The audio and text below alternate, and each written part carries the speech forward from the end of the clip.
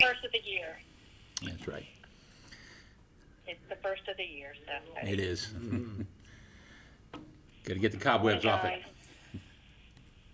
My whole laptop is somewhere in some state of trying to be fixed, so. I bet you feel lost. Oh, I am. I'm definitely limping, and my husband said everything was backed up. Not to worry.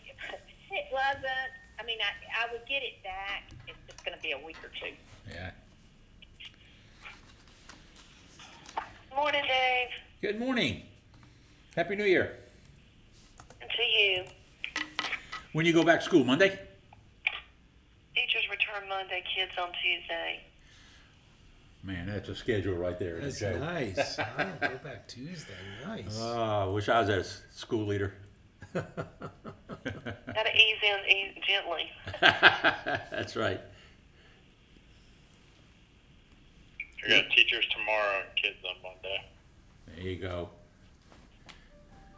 I always got to have the teachers come back before the kids. Yeah. Yeah, it's always good to get the cobwebs out. Okay, we're streaming if we want to start. Okay. All right, this is Ashley. I'm going to go ahead and take roll. Mr. Ford? Mr. Friend? Here. Miss Reeves? Here. Miss Turner?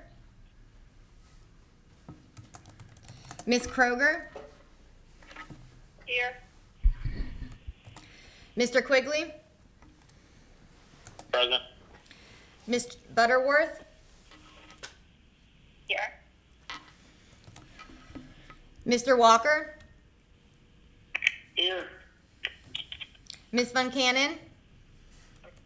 Here. Miss Cacadelis? Here.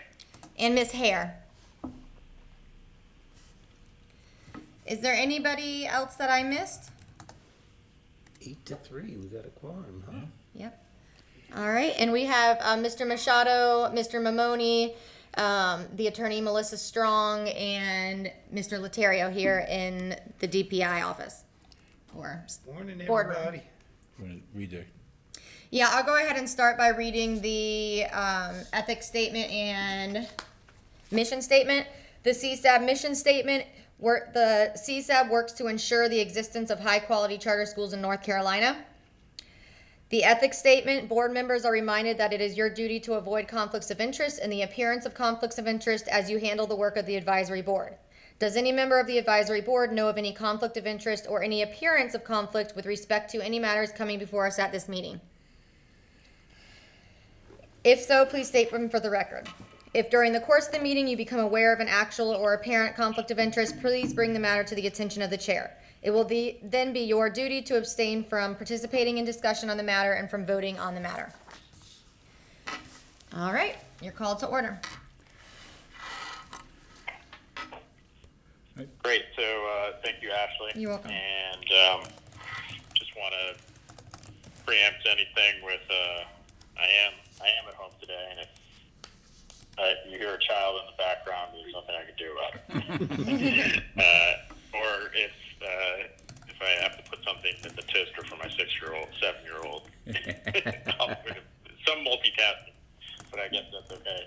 So the purpose of today's meeting is to discuss the annual report and offer any feedback, clarifying questions. And Dave, correct me if I'm wrong. We're hoping for an approval pending changes so that you all can send it to the legislature at your earliest as soon as the changes are made. The schedule will be, we need CSAB to approve it, make a recommendation to the State Board of Ed. It's on the agenda for next Wednesday's State Board of Ed meeting for discussion. They in turn will vote on it at their February meeting, and the report is due on February 15th to the General Assembly. So we're hoping that we can get some feedback from you, from CSAB today, make any changes that you recommend, or any clarifications, and then we will present it to the State Board next Wednesday. Okay, great. That timeline is helpful. Dave, what is and Ashley, what is your preferred way for this call in terms of giving feedback? Would you like us to just jump in? Would you like us to kind of go in? Or do you want to talk us through each section? I can't remember exactly how we've done this in the past. Really having it. We can, I think if we're prepared if you guys just to jump in and give us your feedback. I do have some prepared notes on some of the pages that had some information on it. We can do it every way that you prefer, Alex. Okay.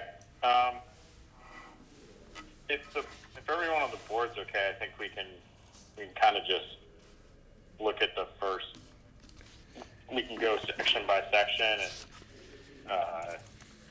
and as quickly as possible. If people have components that they want to comment on, we can just kind of jump in from there. And if you need to respond with your notes, Dave, we can do that. Does that make sense? Yes, sir.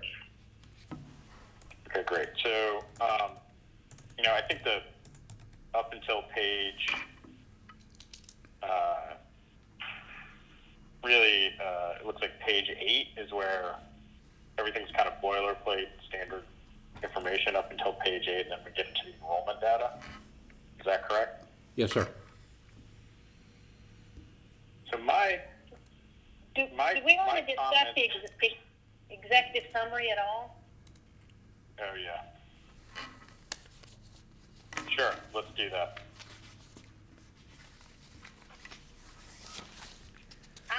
I thought it was a little weak in that it doesn't really cover everything. I think that can be reflective.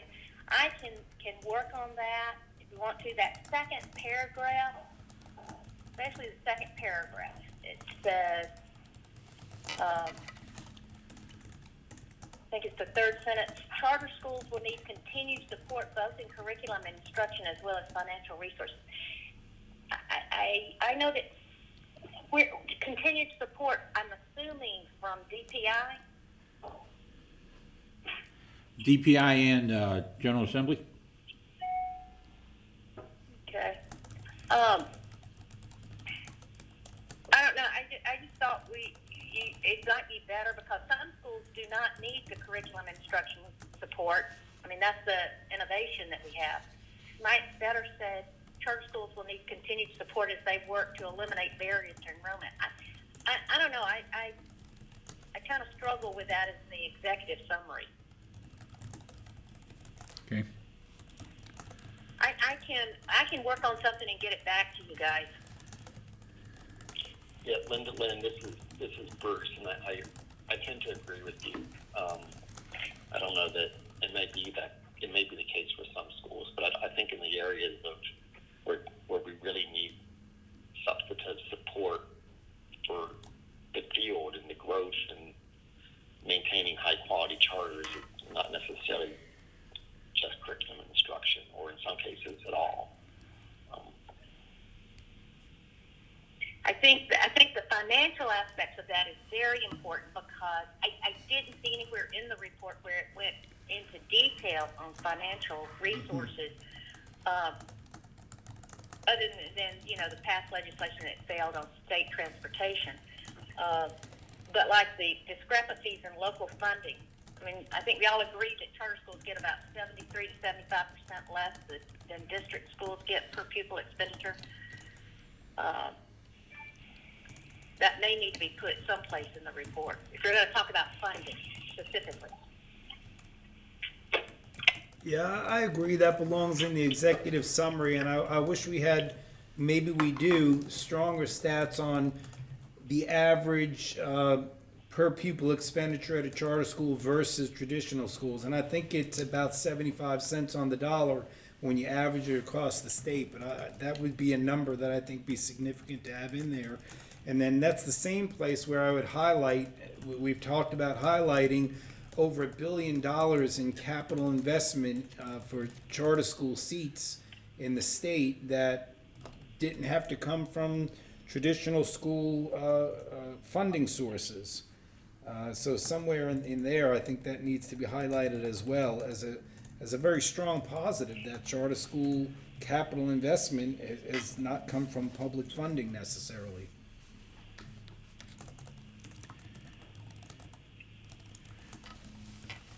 And that capital expense that Joe's talking about is something that we still need to add to this report.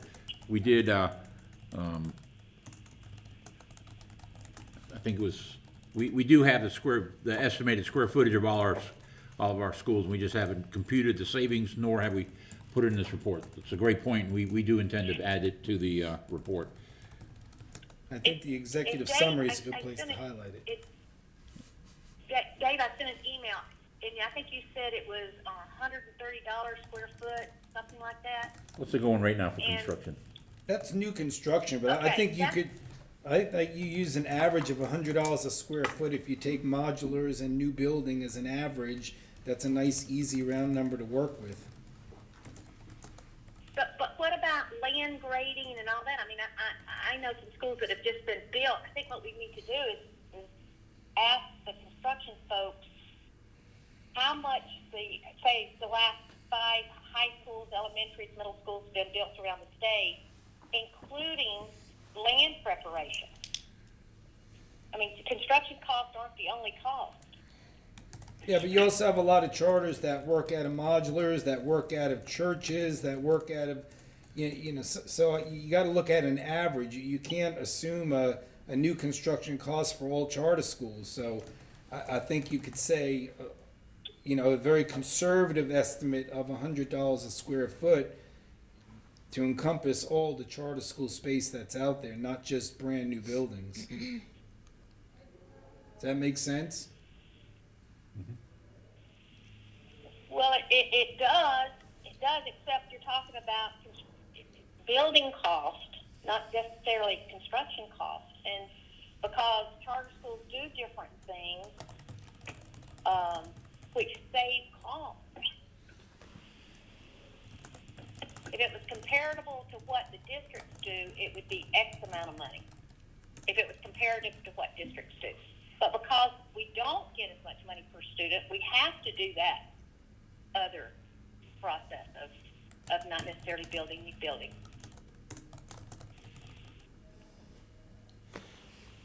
Yeah, that's such a variable because the different sizes of sites, again, whether you're bringing in a modular or whether you're building a new building or you're converting a strip mall, that's Right. Well, that's why I'm saying I'd like to know the average cost of what the districts are spending on building.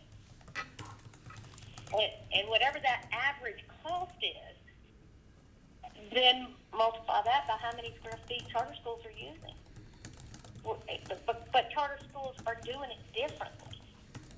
But we're saving the county that amount of money. If you're looking at the savings of the county, if the county would spend that much money if there were not any charter schools. Yeah, I don't think the counties are converting strip malls and stuff like that. So I think it's basically, you take the number of students, what the average square foot per student would be, and then the average cost for new construction, the square footage, and it'll let you know, a pretty good estimate of what charters are saving the local school systems and the counties, and for not having to build these new schools. okay. So Stephen, would you not include the land cost and land preparation cost and not just the construction cost?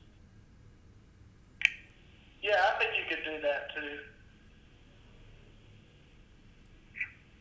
So I guess the way to do that would be say the last 5 or 6 schools that have been built in North Carolina get a square foot, and total cost. I don't know, I heard somebody saying a high school was, could be as much as $35 million or more.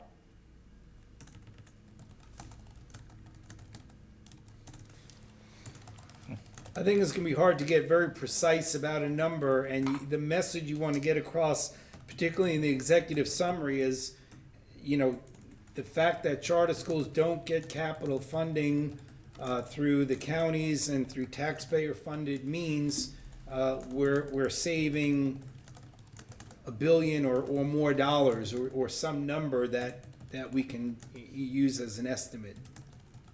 I think you can't get too precise about the number. There's too many variables.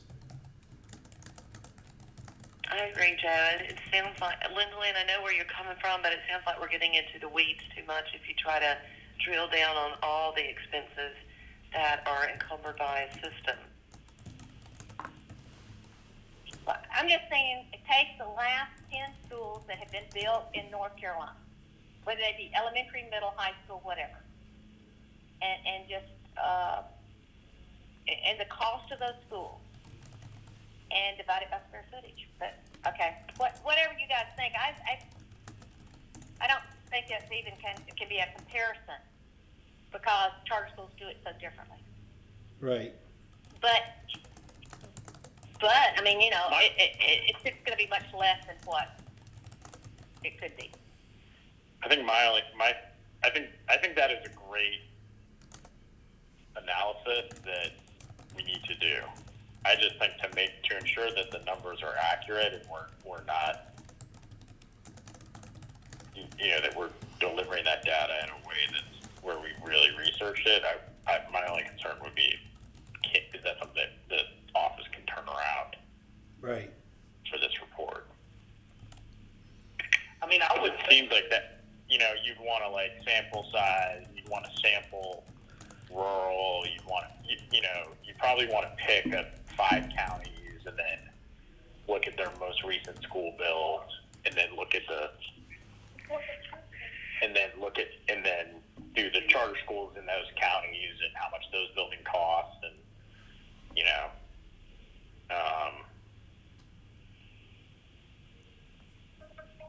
I mean, yeah.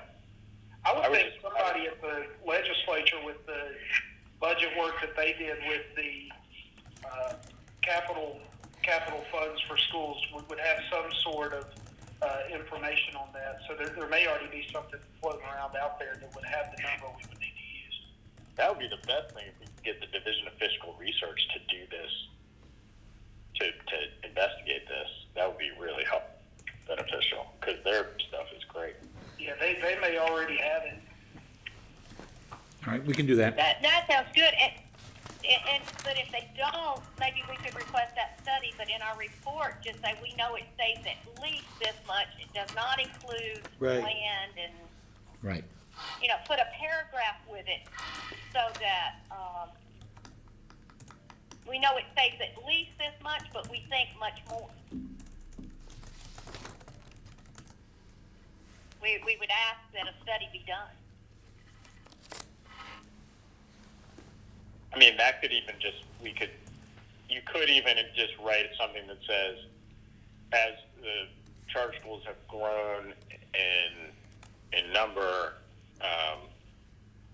you know, the relative cost, potential cost savings due to the lack of facilities funding to the taxpayer is something that the office is investigating, and you know, you could maybe even put a note in there about that. I don't know if that's the type of thing that would go on this report, but okay. Well, Whatever we need to really explain how we get to that $1 billion or whatever, and then state a further study needs to be done. If fiscal department doesn't have what we need. I agree. That's why the right place for this is in the summary, where you're emphasizing 2 things: that charters operate on roughly 75 cents of the dollar versus traditional schools. A large portion of that is capital investment, where well over $1 billion is saved through charter school private investment in facilities, something along that line. And Joe put that in the executive summary? Right. And then I would add that line that you guys mentioned, that additional studies are being requested to analyze in greater detail the capital savings that charter schools provide the state, something along that line.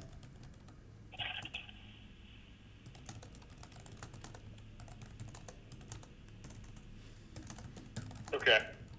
So anything else on the executive summary? We're still on page 1, guys.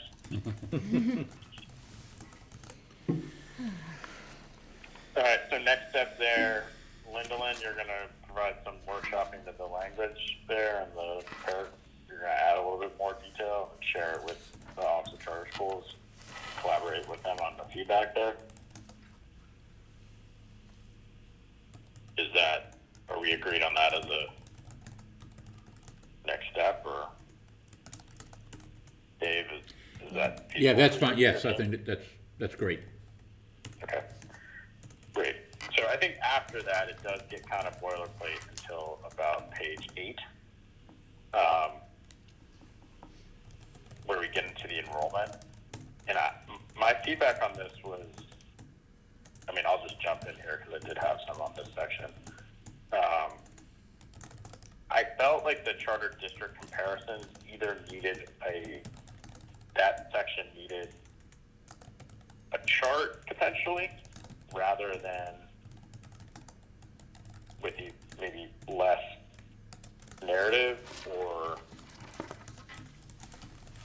I just found it to be a little bit confusing, and I think the reader may be somewhat confused by how it's represented.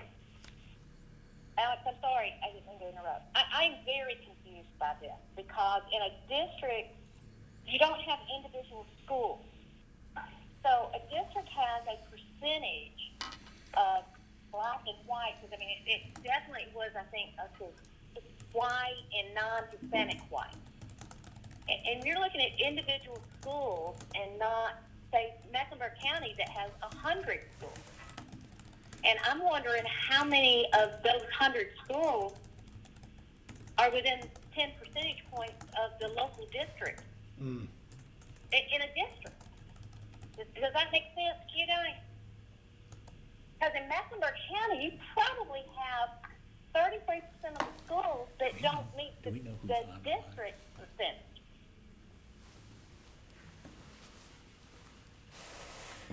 And if it's a comparison of districts, then you need to look at the district too in the same way you're looking at charter schools, looking at individual schools, and do individual schools meet this percentage of the district?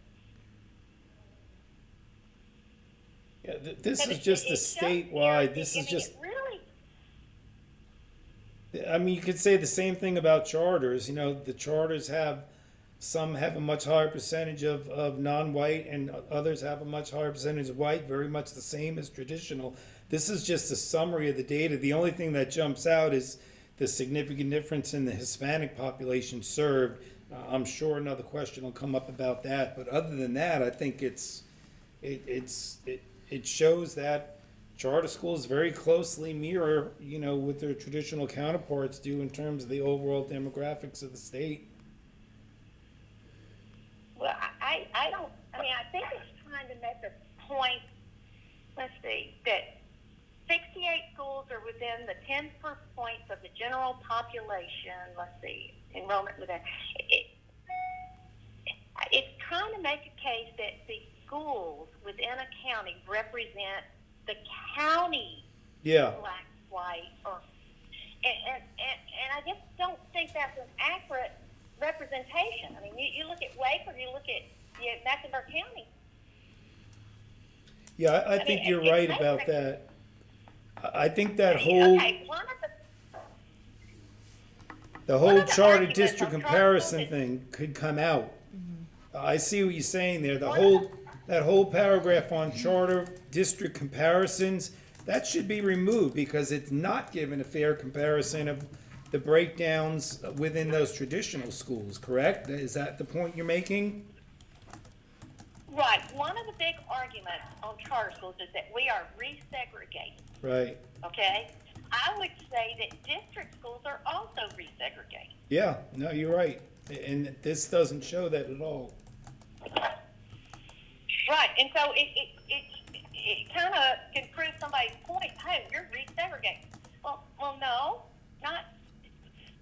I struggle with this whole section. Because if you're going to compare districts, then let's compare with districts. I'd love to see Mecklenburg County, how many schools in Mecklenburg County reach their white enrollment. Yeah. No, I think that's a great When point. I was, The table 3 when I was on chart, school, go ahead. when I was on the school board in Mecklenburg County, now it was in the 90s, they were out of compliance with the 60-40 in about 40% of their schools, and that was back in 1990. That's worse. It's more, or it's less kind of diverse now, I imagine. I mean, I would imagine too. It's a nationwide trend. I mean, across all schools, all types of schools. I mean, it's just yeah. Okay. I guess. So my Okay, so question let's is, just why can we focus? All right, so I'm gonna ask Lyndalyn, why don't you share what suggestions you have?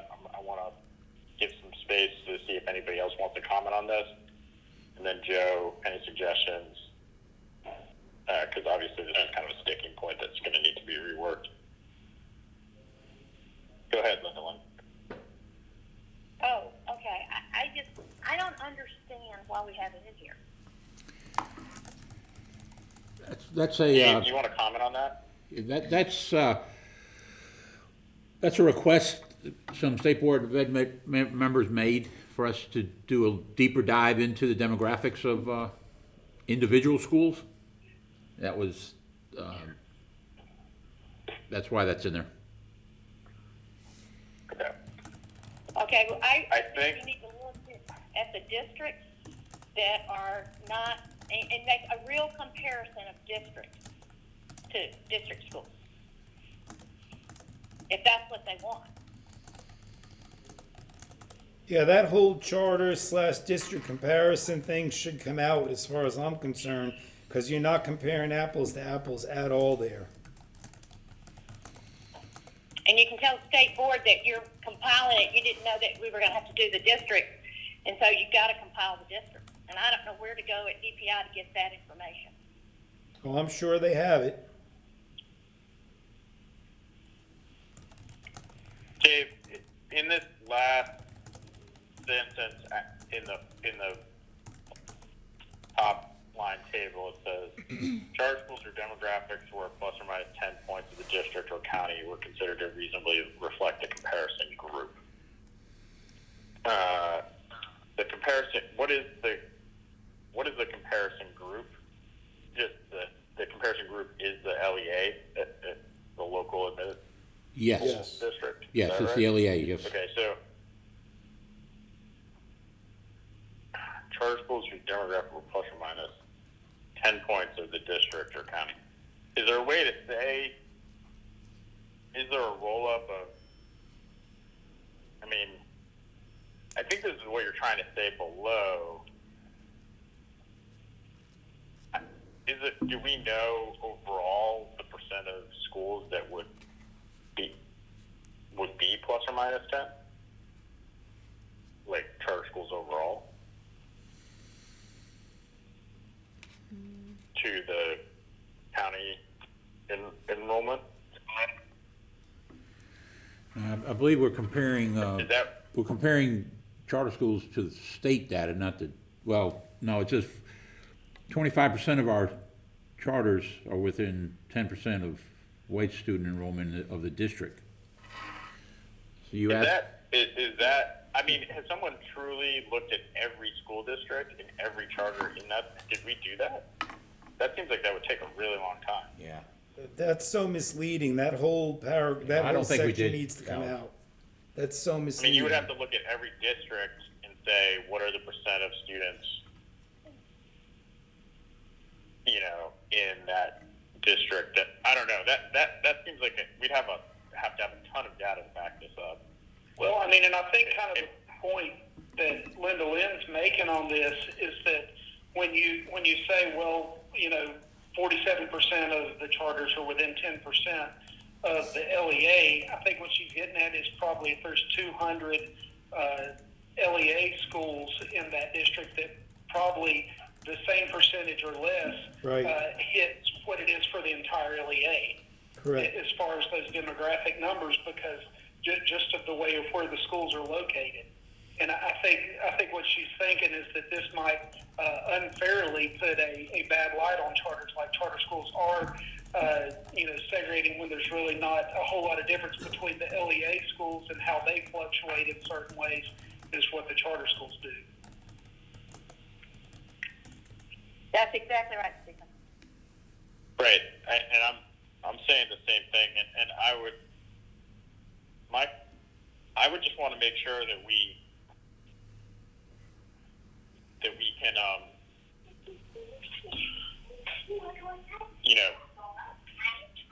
that we can just make sure that the data that we have that on this is airtight when we do put it out there.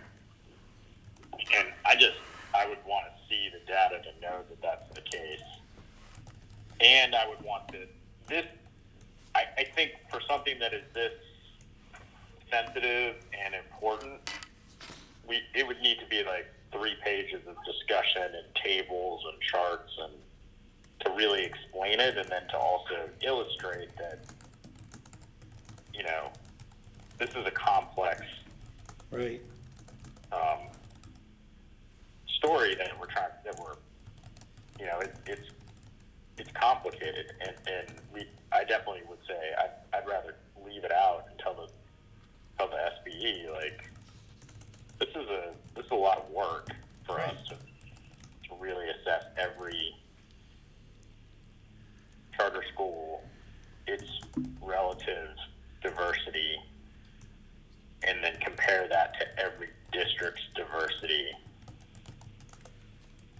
I don't know. This it just seems like insufficient for the importance of this topic, and I would be in favor of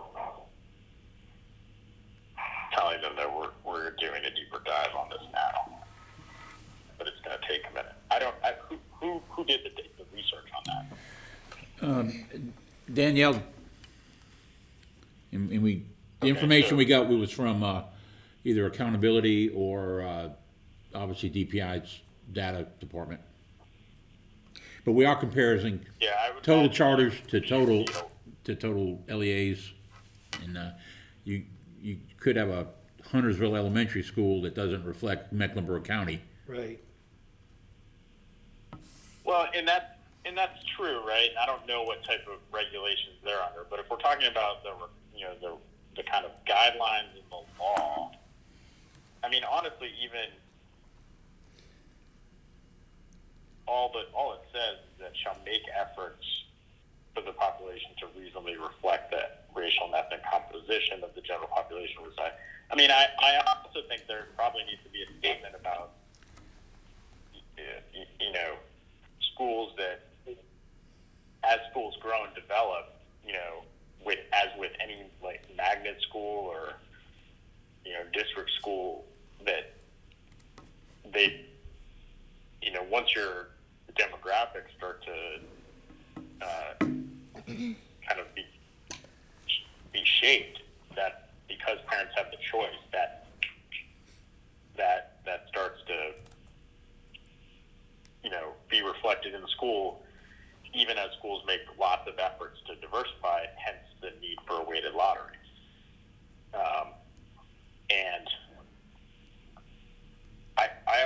I think that, like, we would need to see, you would have to, if there's a school that has, some of these schools draw kids from 4 different counties, we would have to look at where, it just seems like this would take like 6 months to get all this data organized. Right. Because you'd have to look at every single school district, and then look at that school, right? Am I wrong? You would have to look at each district and how many schools within that district meet that average or the percentage of particular Black enrollment, white enrollment, non-Hispanic enrollment. You got to look at each school within that district to know the percentage of schools within the district that meet that. Now, the other way to do it too is look at all the charter schools within, like, Durham. If you look at all the charter schools in Durham and get the percentage of enrollment by race, and look at all the district schools in Durham, The problem is, in some counties, you're only going to have one. And like you said, Alex, the charter schools get kids from all different counties. Right, but we wouldn't have to look at, What county are you going to choose? but we don't need to look at individual schools, because what the statute says is will reasonably reflect the racial ethnic composition of the general population residing within the school administrative unit, which would assume if I'm Durham County and we're 60% African American in the schools, 20% Hispanic, 20% white. If that, I'm just guesstimating. We could then roll up the total populations of all the charter schools in Durham and say, this is what their population is. Yeah, you could do that. I mean, but again, So, but that's you're just talking going to about take a minute. variables. Because some counties only have one charter school. So you're comparing one charter school with, say, 20, 25, 30 district school averages. I mean, in the district average. Right, and to my point, we may be, the data might live in the appendix, deeper data might live in the appendice, and I think if the appendix, and then there would need to be an explanation about the limitations of this information, right? That in some cases you have charter schools, you have one charter school in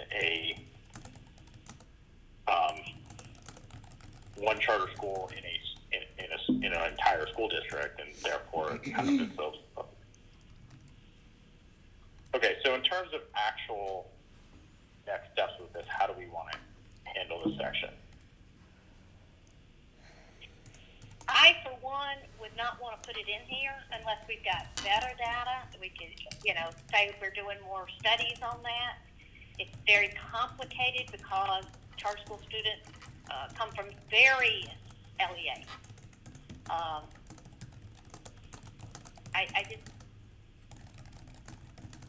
just don't think they need to be in there without a lot of, like what you said, 4 or 5 pages. And the reason why is this is one of the things that people try to, stop the charter school movement on. This is one of those that we are, we're the only ones that are resegregating schools. Charter schools are the problem of this. Well, if the state board is asking for more information on this, I think, we obviously have to provide it to them. For me, I feel like it's just important that the data is comprehensive and gives that information, because I feel that the data actually is going to tell a better story when accurately represented than what is often, I think, represented more often, frankly, in the media. Yeah, So I just want to make sure that because I think when we reading this, I think it doesn't actually represent what I believe to be true, which is actually a greater level of diversity and probably a closer approximation to the populations in the local school districts than is often represented. And for clarification, Alex, the state board did not make this request. Certain members did individually. Yeah, so I think we can tell them, and I'm, look, we're doing a deep dive into this. Yeah. I think that I think the one number that when we look at the total demographics, the number that stands out is charter schools are generally underrepresented in the Hispanic population. Right, so table 3 is fine. Table 3 is fine, but pretty much everything after that is not. And the way the way I would suggest we do that is it's okay to keep that statute in there if we really wanted to reflect that, but in the paragraph that begins to gain insight, I would take everything out below that and replace that with to give appropriate insight on the extent to which charters reasonably reflect the areas in which they are located. Significant research would need to be done to disaggregate the racial and ethnic breakdown of traditional schools and charter schools serving diverse communities within all LEAs in the state. And take everything else out below that. Does that make sense? I agree, Joe. Yeah. I'll share that paragraph. I don't know if it'll save in here. Joe, can you type up just what you said? I did. I typed it in. I typed it in the notes within the PDF, but sometimes it doesn't save right. So, all right. Do you guys have the PDF up? As I might have to reshare what I put in here. Yeah, it's gonna have to. That's page 8. So this is taking too long. And I do think that there might be a story, and again, this might be for next year. There might be, I think there's a story to be told around the probably increasing diversity of Hispanic students in charter schools, or increasing number. Obviously, there are some schools that, mine is one of them, and I know there are others that are becoming majority Latino and probably have a higher Latino population than most any traditional public school. And that's kind of an interesting story to be told. I think, again, it's something that will require more extensive research.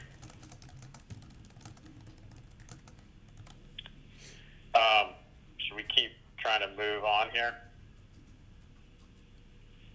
Yeah, I agree. Okay, so the economically disadvantaged students piece is,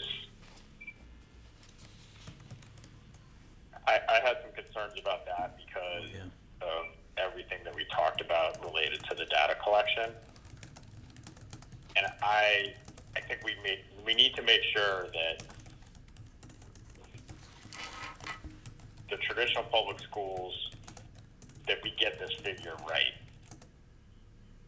from the traditional public schools. Because I am concerned that theirs is going to be I've read a report that North Carolina is almost majority economically disadvantaged students in traditional public schools. So I'm thinking their number is going to be around 60% to 50%. But with the data that we're seeing through the ANF numbers, I just want to make sure we get it right on this, because I'm concerned that this is not accurate. Yeah, because you have some, I know in Charlotte Mac, again, I'll come back there, you've got schools where, and Dave help me on this, if you get over a certain percentage, it's 100% ED, right? Yeah, for CEP, once you It's a CEP percentage, yes. Right. So once you get CEP, it's 100%. I mean, so, Well, but that's not how we're counting it for us. I know, but I think that's how they count it for your district schools. Right. I personally, my school, we went to the CEP this year, and when our EDS report was run for December 1 head count, based on solely direct cert, we were down to 18%, which is totally not reflective of our economically disadvantaged student population. But that's the number we've got to live by, because as a CEP, that's the only way we did our certification. So this one's really tricky for a lot of charter schools, because not participating in the National School Lunch Program, I just don't think that our economically disadvantaged students are accurately reflected. And we know But even that. if you do, even if you do participate, we know that the numbers have not been reflective. This was the whole conversation we had at the last meeting. Right. Carl Pond basically said the numbers, like, we know that it's not right. Everybody knows it's not right. Like, even the feds. Which I thought was Right, but then interesting. when we put it in print, everybody assumes it's right. And then that goes along with the other myth that charter schools train students, we don't take economically disadvantaged students. Right, that's what I'm concerned with this.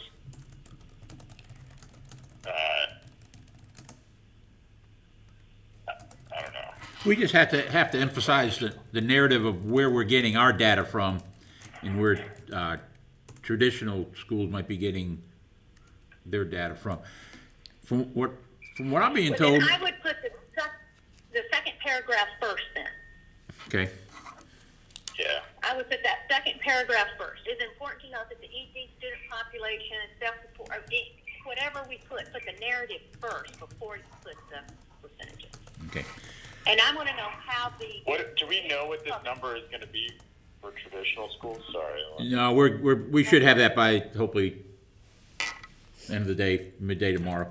And that's not gonna be their free and And reduced lunch this may be number. picky, but we need to take out traditional public schools. We need to do district public schools, because we have traditional charter schools, and they would be traditional public charter schools.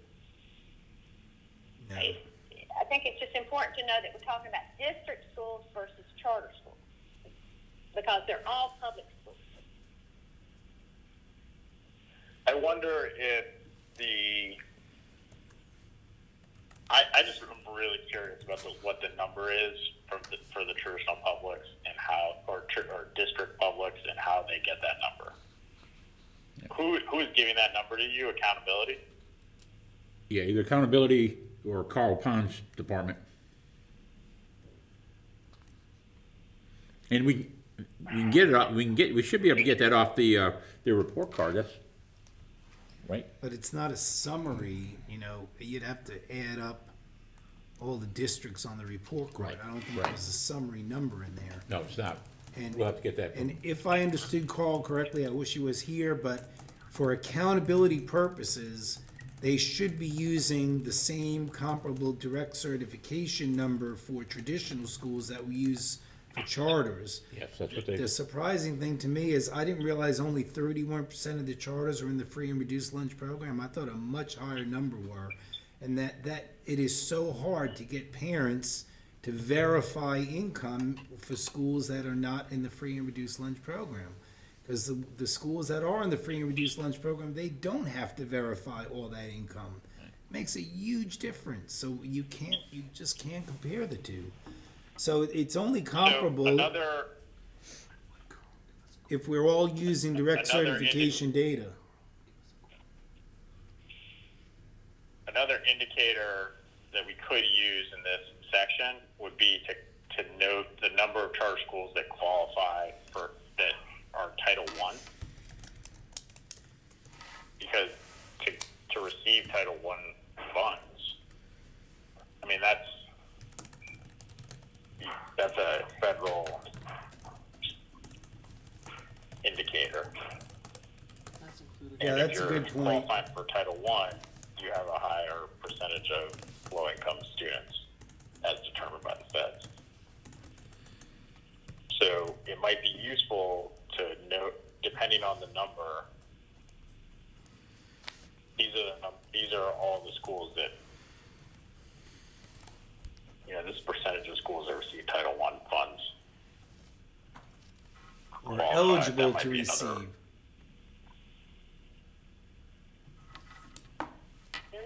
It might be interesting to look at that and potentially include it. The charters who participate in the National School Lunch Program, is there a way to determine how many of those are also CEP qualified?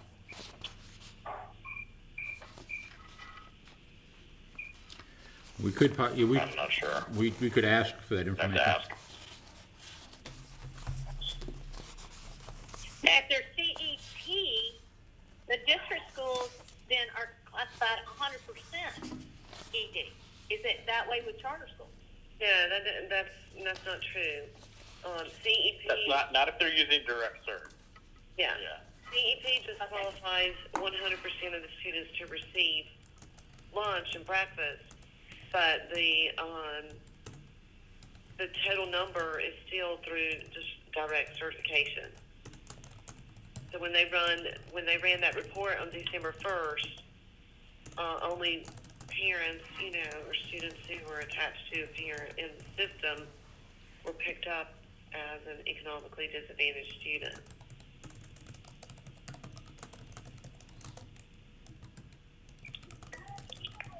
So that's why, Alex, you were saying whatever way you do, make sure we do it the same way. Exactly. One other thing I noticed on page 9, the English learners, you got numbers instead of percentages.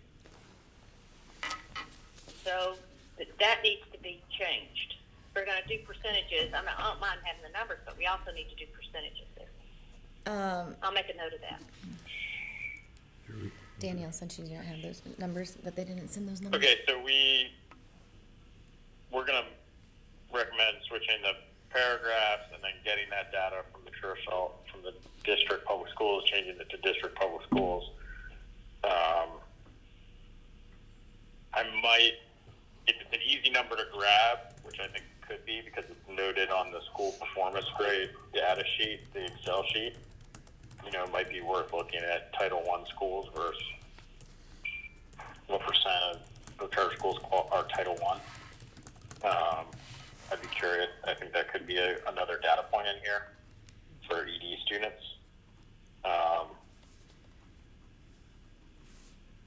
And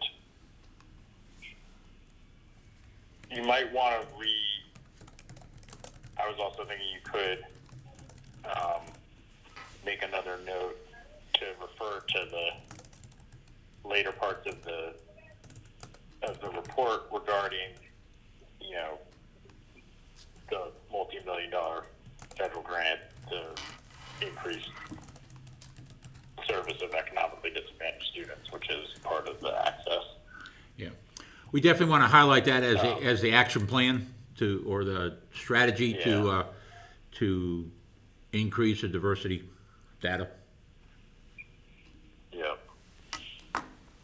When you're looking at the eliminating barriers to access, I would look at I'd put weighted lotteries first because we're seeing such an increase of that. And then put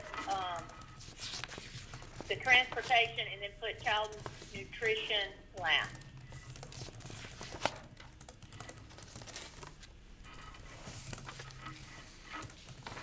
Yep, and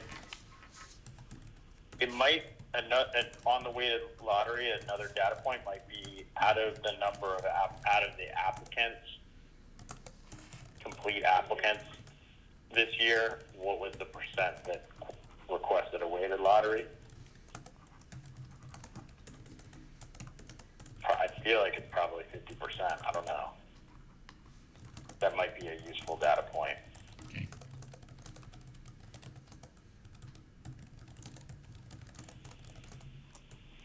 But I do later in the report list the number who have amended their charters to request a weighted lottery. Right. I just think part of the story that is exciting or important is that the emphasis placed on it has led to an increase in schools that are requesting it, even from the application stage. So I think if we said, basically, we have 0 in 2013, and and now 50% of all new applicants requested it. I got you. Yeah, I would say that because you had 19 applications, I'm sure. Yeah, you can go back and look. That would be easy to look at. Okay. Also on the application, can we just keep rolling here? Okay. Should, anything else, I guess, on application updates? Well, application update, I thought you were talking about this section. Eliminating barriers, the child nutrition, that piece is just weak. 61 charter schools participate in the National School Lunch Program, but many of the other schools have a system of providing lunch students that may not be able to buy their lunch. I don't know, could that be included in there? Well, you got that in paragraph 1. It says, similar to the transportation plan, they're all required to have a plan that ensures every child. Maybe that just needs to be stronger wording there. Yeah, I mean, because it just sounds, All schools. it just sounds, 31% just sounds very meager. Yes. Yeah, that's the number that participate obviously in the federal lunch program, and we know every other school has to have a lunch program if they're doing it on their own. Okay, we can beef that up. Yeah, I mean, just so that even if they're not participating in the school lunch program, I know that there are more than 30% of our schools who provide lunch to students who qualify for free lunch. Does that make sense? Totally. And also what we ask when we go through the application process, Cheryl is really good about asking, how are you going to do that without drawing attention that you're giving a free lunch to that child? Right. I mean, we really grill applicants on that. So we may just beef that up. I mean, another way to look at some of that data, similar to the weighted lottery on this access piece, it might be interesting to look at the percent of students or this percent of schools that actually in the last 3 application cycles are participating in the National School Lunch Program. So again, what you've done with the transportation, 61% of schools that have been open for 1 to 5 years provide bus transportation. So that's an important story to tell. Right. Because Increase in that. it seems like schools that have been open a long time and schools that are opening recently. So, but that's the highest. That's a higher percentage than any other group, right? So that's an important story. Because I do feel like our focus on transportation and launch of the application process has led to an increased number of schools providing those services. So I think we could quickly look and say, out of the applicants out of the schools that have opened in the last 3 years or are going to open, 70% of them are going to provide free lunch, or 50% or whatever it is. Because I think it's actually, I would be willing to bet it's higher than 30%. I agree, Alex. I also think it might be useful. I don't. Does anyone know? Do the district public schools lose money on the lunch program? Is it? I think it varies.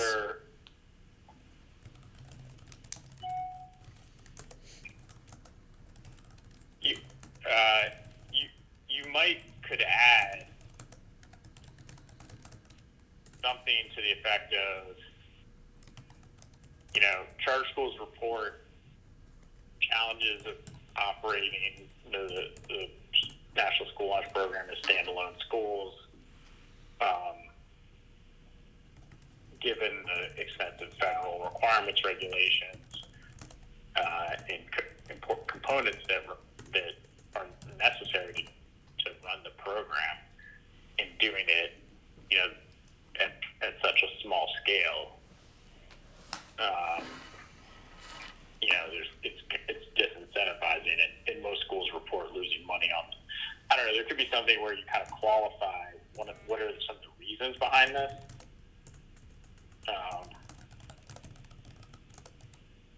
And Yeah. I don't know. I think it might get too Why? messy to try to get into the weeds of losing money on the free lunch program, because that's not true across the board. I suggested just something like, Yeah.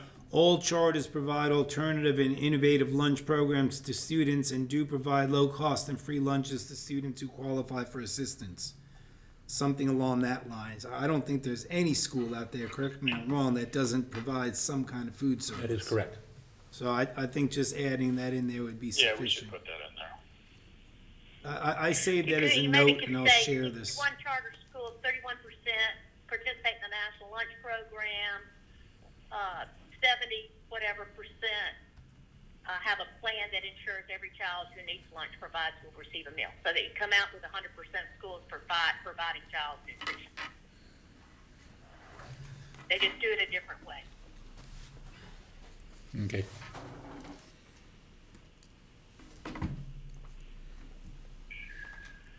Okay, let's keep moving here. Talked a little bit about weighted lotteries, application updates.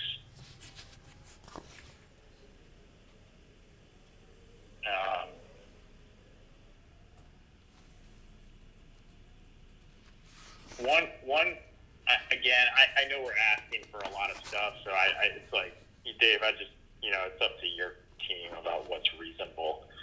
One thing that I think is important, and maybe it's not for this year's report if it's not feasible, but I think a chart that showed each year over the last 5 years, and the number of applicants and the number that were approved to open and then the number that opened. So I picture a bar chart that had each year and then 3 different bars, applicants recommended to opened on time. I think that would be useful in kind of shaping the story, which again I believe is important, that we're not just flooding the zone with all these schools. We're not just willy-nilly approving every school that applies, which I think is kind of, to me, I feel like is, there's this massive growth in charter schools, anybody can get a charter school, and that's just not the case. Yeah, we can get that data. That's readily available. We can get that included. I just feel like it might be, it was 50%, looks like it was 50% roughly selection rate last cycle. It may have been reduced the year before. I don't know. This year, also the number of schools don't always open, right? That's important to note. Because nobody writes, they don't really write articles about schools just decide not to open. Yeah, there is something later in the report that refers to that, but we'll make sure we put it in that section of, I'm looking for it right now.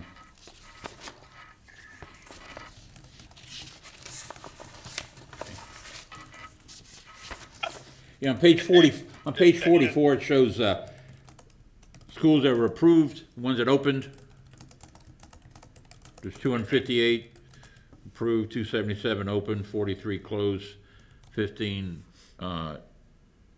relinquished without opening. That's on page 44.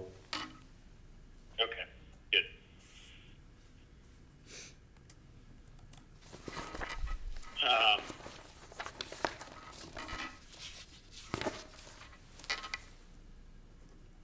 I had a thought on the ready to open updates about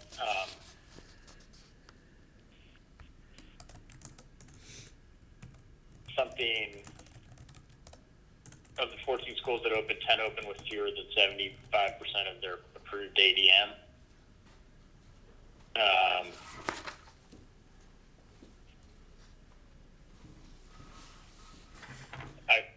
I don't know if I was thinking would it be useful to show didn't some of the 4 open with an exceeded number? I don't know. I mean, that's a good data point. Yeah. I would imagine that will be. That might be in that appendix.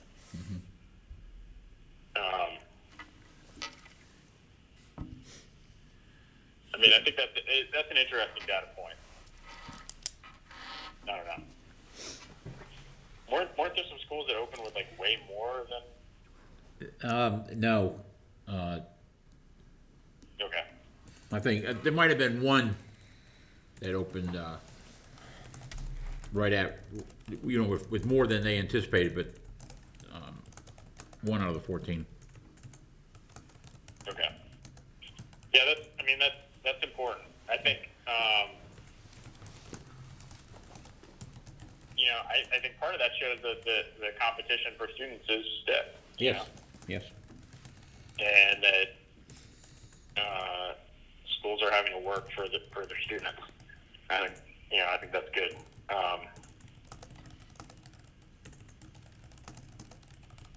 It's not like I think sometimes it's represented, charter schools comes, it just takes all the kids away and it's game over. It's just like, Right. it's not that simple. All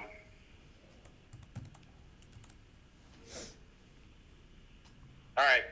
Anything else on ready to open? Y'all want to get into the academic data? Oh, yeah. Yes.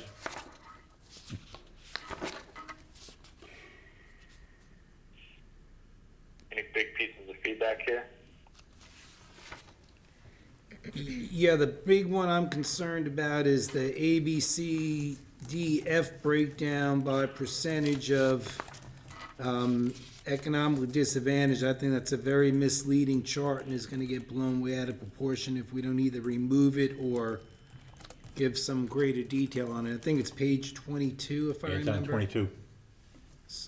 To me, that's the big one that jumps out. Unless we have a comparable chart for traditional schools that show by the same measures of economically disadvantaged being direct certification, what percentage are A, B, C, D schools, they're going to jump down our throats with those numbers. The only schools that are A's and B's are ones that have no disadvantaged kids. That's the headline that's going to come out of that. And it's incredibly misleading, I think. I would vote to just remove the whole thing unless we can get a lot more clarification and cleanup on that, or additional data on traditional schools. I don't know how you do it. Any thoughts?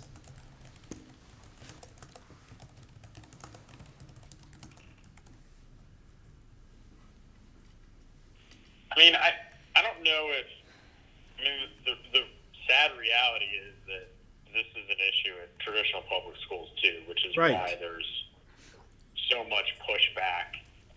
I guess I'm not as concerned about this as, to me, it's the, charter schools tend to be tracking with traditional public schools in terms of their demographic and school performance grading. In some cases, I don't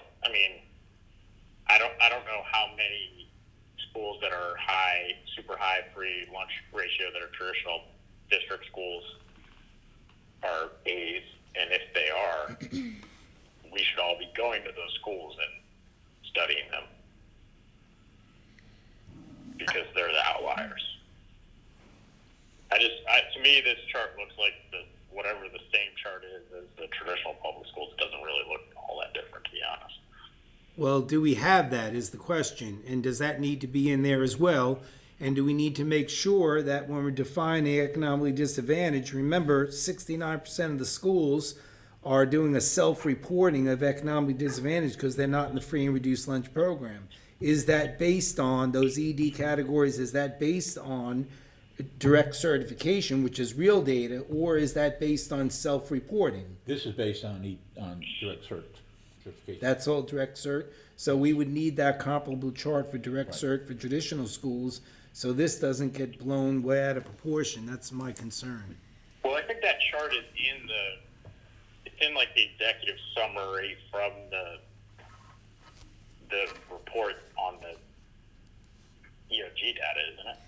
There is accountability put out a report on school performance grades and accountability growth data by percentage of students identified as economically disadvantaged. Okay. I think it probably has all schools, charter and traditional public schools combined, but the data is very similar. It is? Yeah. Okay, We okay. can get that data. It's in a different format, but the data is very similar, and it's on the accountability website. So I think if we added that chart in there with all schools, it would be pretty obvious that it's similar data. It's not something that's an outlier.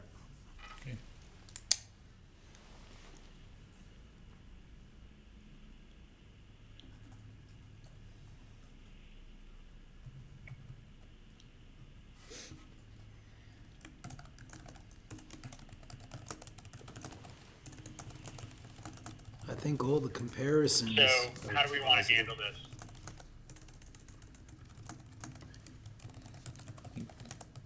Two charts. I think just two charts, Yeah, if you're gonna put one chart in, we need to put both charts in. Okay, sounds good to me.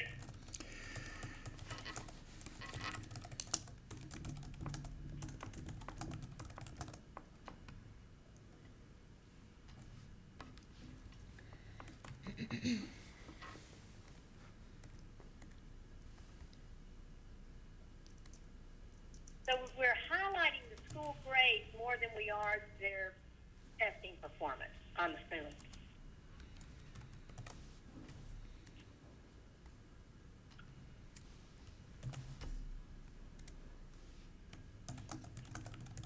Can you ask that again? The academic performance grade levels proficiency across subject areas and subgroups. That's taking a second seat to school performance grades. No, because school performance grades are in there. Well, I know it. School performance grades, you're talking about them first, and then you're talking about the academic performance of subgroups. Because that's on page 34, and you start with the grades on page 18. Well, that makes sense, Lynn. You look at the overall and then you break it down. Okay, that's fine. It's just we did it the other way around last year, so I was wondering. I mean, personally, when I look at somebody's school report card, the first thing I look at is their school performance grade. Okay.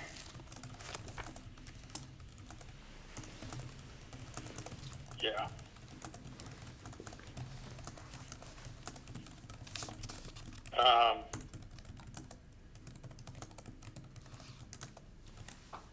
I mean, I think the rest of it. I mean, I think the flow of big to small, that funnel is sort of what we're focusing on makes sense. I like seeing the kind of. I thought it was interesting the length of time in operation and the growth status, and that's.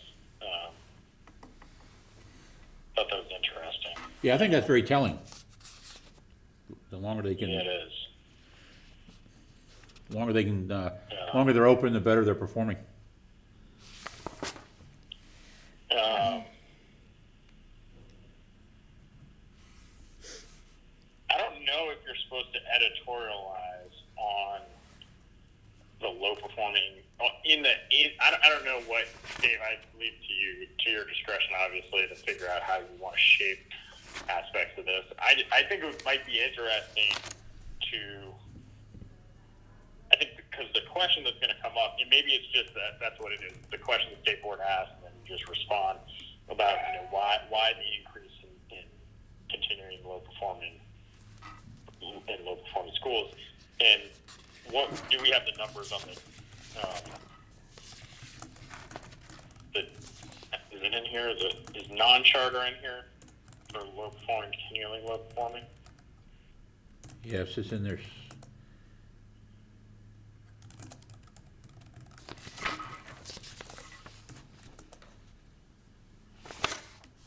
It is in there somewhere, but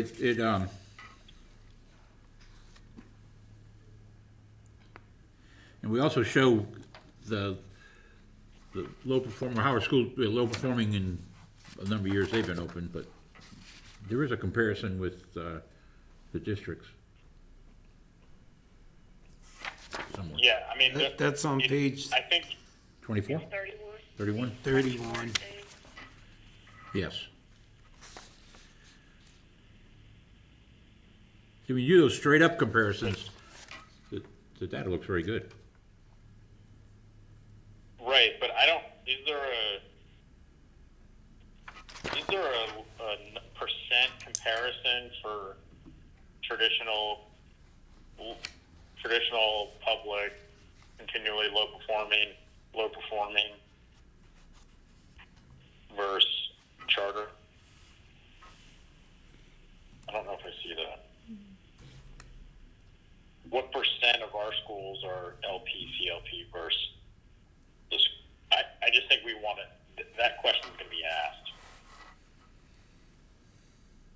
Yeah, that should be added to the data that's listed there on page 32.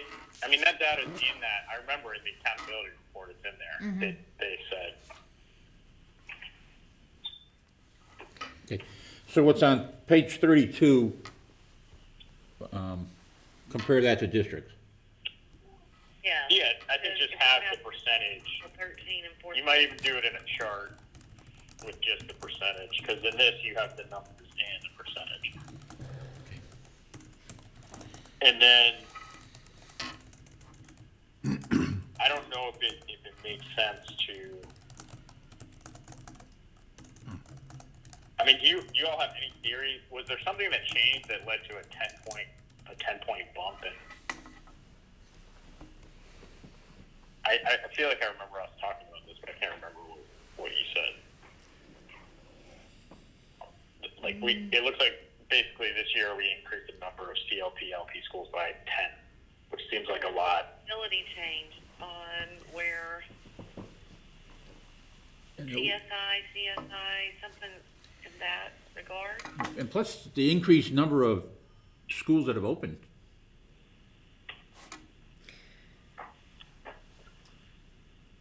Right, but it's a higher percentage. Continually perform and increase statewide. But it was like 22% in 16, 17, 19% in 17, 18, and 26%. So it's like 4 points higher than it's been in the last 2 years this year.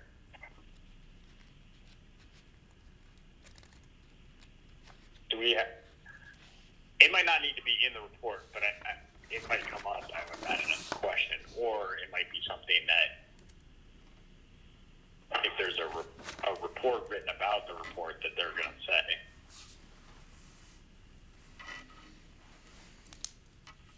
Wouldn't you think? Okay, Alex, I don't know. I'm sorry. The chart on page 32 needs to have the percentage from districts. Yes, I think we need to have the percentage for districts, and again, I'm not the judge of what's appropriate in this report, but to me, I think you may have bulleted out some of the action planning around schools can go to, well, I don't know. Did you have anything about what, I thought maybe I was reading the access grant stuff, but. we did list, Well, you had things those we're doing schools, to, schools. you were doing the Leaders in Learning, we're adding, low-performing schools to the Access Fellows Program. I think we did list that, and we do in, the different PDs that we're doing for our schools. That's listed under professional development. Yeah, I think even that section under the chart on 33, you could lay out some more of those pieces around. These schools are required to go to the learning days. They're brought before the CSAB, as it says there.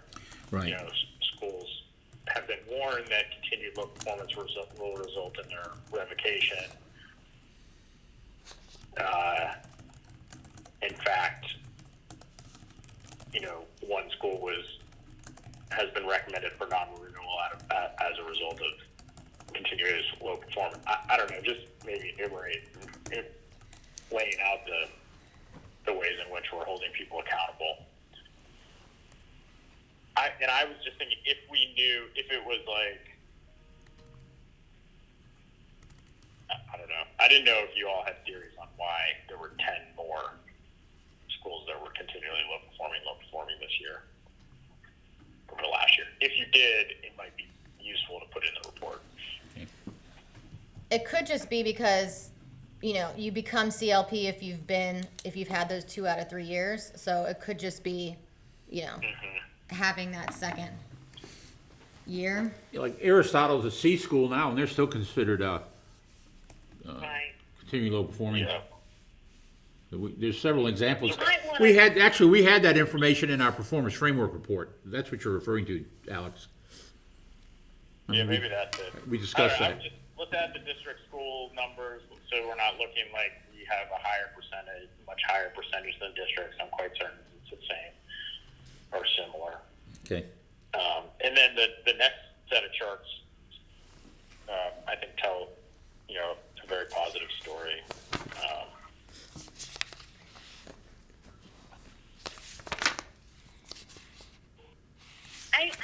Looking at the yeah. ACT performance, is there any way we can get that by subgroup? Because ACT we by have all subgroup? the other things by subgroup. Mm-hmm. We'll see. We'll ask. They should have that accountability. I thought we did have a subgroup, I guess not. The data is in the report, in the spreadsheet. The performance framework report? Accountability. Accountability. Here. I'm being told that accountability does have that, so we'll get that. Great. All right.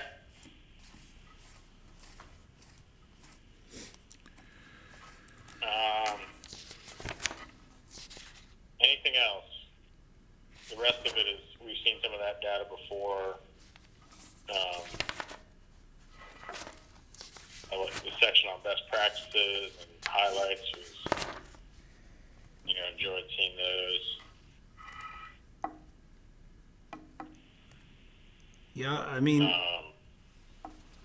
the only thing I would say about the best practices resulting from operations, you know, I don't know if the idea was just to do a quick sampling, because that looks very incomplete to me. I mean, I'm sure there's a lot more going on Yeah, that's not this- in there.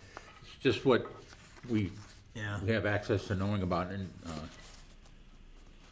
I might. that's where we would put that, also that, from what the information we've gotten from our schools shows that our seniors were awarded $122 million in scholarships. That's charter school, high school seniors. And we were gonna put that in that section right there too. We're looking up the total number of charter high schools we have and the total number of charter high school seniors we have, but $122 million is a pretty high number. That's pretty impressive. That was gonna be another best practice or awards. I think it's. I don't know one of if the you want to go down this road, Dave, but I guarantee if you emailed that guy Greg Schoenbeck or Tim Hurley and asked them to give you a blurb on the collaboration endeavor with CMS around the family nights, that they would probably give you something that you could drop in there, Okay, and as a demonstrating the sharing that's going on. You know, because that's always the criticism that we're not actually doing anything together. all right.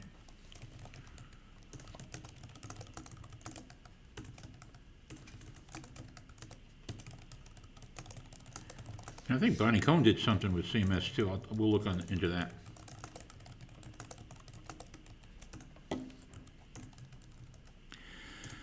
All right. I know we've,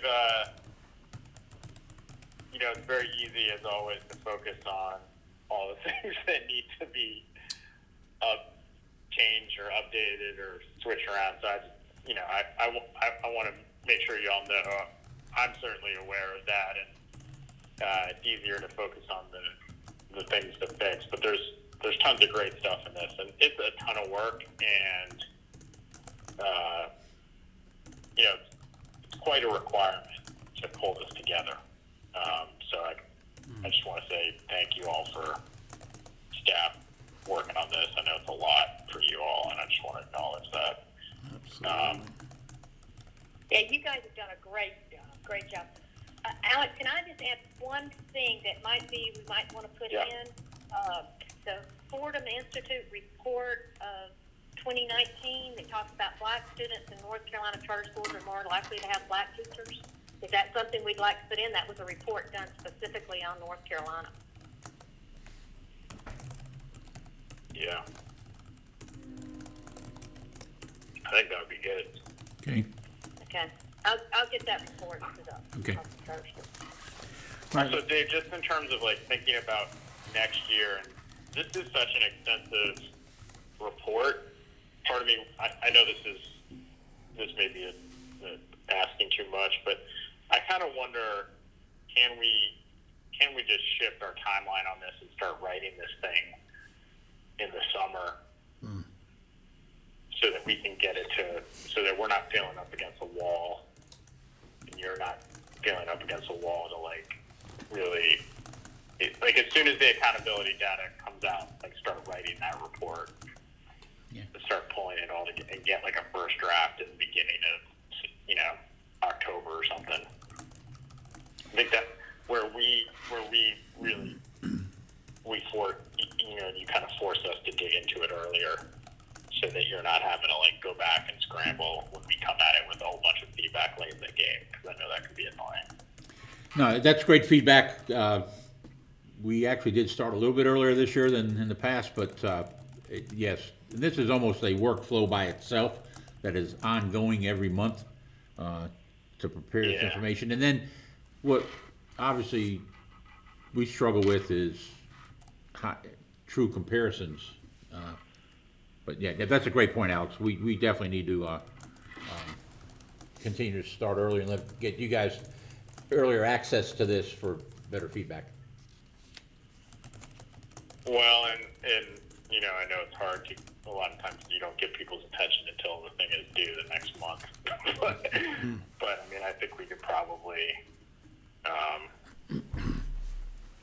we could even have a subcommittee or ad hoc group, whoever's interested, work on it in a little more detail with one or two of the OCS to, Right. team members or whoever's doing the work, and really so that we have time. Also, because it's just natural that we're going to come up with, when we finally put our heads together, we're going to, what about all this data? But now it's there's not a lot of time to, and then you guys are having to scramble. So Yeah, great feedback. Okay, so I guess what we're going to ask for is for the board to approve the report with the additions that we've discussed, and then give executive committee the ability to look at one final draft? yeah, I'm good with that. If that's what you all feel like you need, I'll be happy to hear a motion. I moved, Alex. I think with the only thing, not the executive committee, but the leadership team. Okay, So Sherry moved, Steven second. Sherry's moved that the charter school report, that the board approves the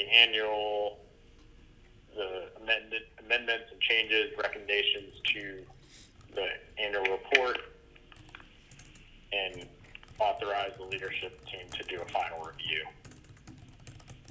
But otherwise, will be sent forward to the state board. Do we have a second for Sherry's motion? This is I Bruce, second. I'll second that. All right, we'll go with Bruce. And Ashley, if you can do a roll call vote. Yes. All Any right. discussion on the motion? All right, Bruce Friend, I'm in favor, yes. Sherry Reeves, Yes. Lynn Kroger, Yes. Alex Quigley, Yes. Jeanette Butterworth, Yes. Stephen Walker, Yes. Heather Von Cannon, Yes. Linda Lynn Kakadelis. Yes. All right, unanimous. Move we adjourn. All right, great. All in favor? Second. Happy New Year, everybody. All right, thank you. Happy New Year. Bye-bye. Happy New Year. Bye-bye. Happy New Year. Bye. Let me turn off the streaming. Can you press the? Turn off. Shut your phone off?